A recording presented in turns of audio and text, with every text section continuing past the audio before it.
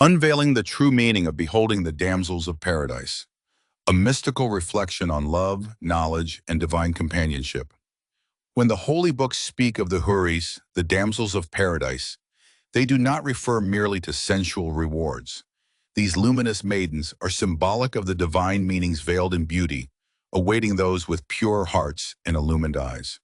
To behold a Huri is not to succumb to fantasy, but to encounter a sublime truth, unveiled in the form of spiritual beauty.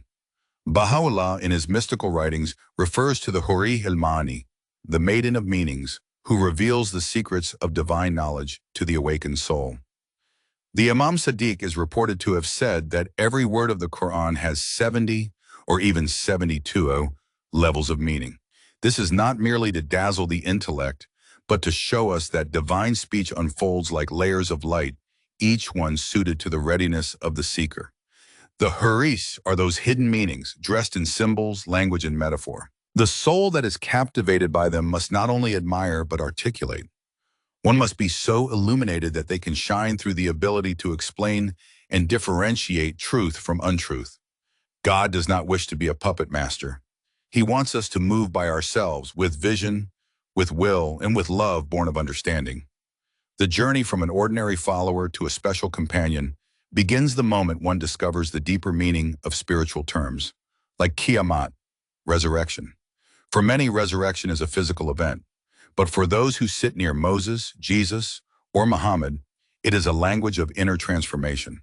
Those who cling to literalism are not unwelcome, but they are unable to understand the speech of the prophets, not because they are sinful, but because they are unprepared. Each aha moment, each sudden realization of a divine mystery transforms the soul. These moments are not ordinary. They are filled with exhilaration, like beholding a wondrous beauty for the first time. And in the universe, no creature is more exalted than the human being. That is why spiritual truths are often symbolized as a beautiful woman, not in a carnal sense, but in the joy of discovery, the delight that is free from sin, for such beauties are not married to worldly desires. The Quran asks, are those who know equal to those who know not?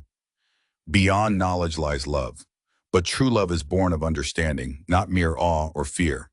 To be dazzled is the beginning, but to be dazzled and articulate, to converse with the source of beauty, is the goal.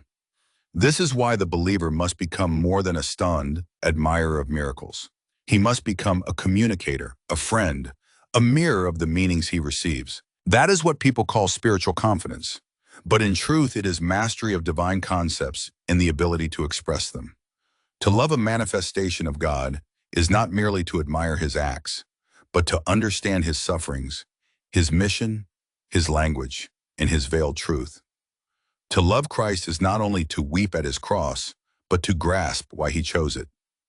To love the Bab is not merely to admire his courage, but to be his true friend by alleviating the burdens that humanity has subjected itself to through heedlessness, and to be ready to make the same sacrifice.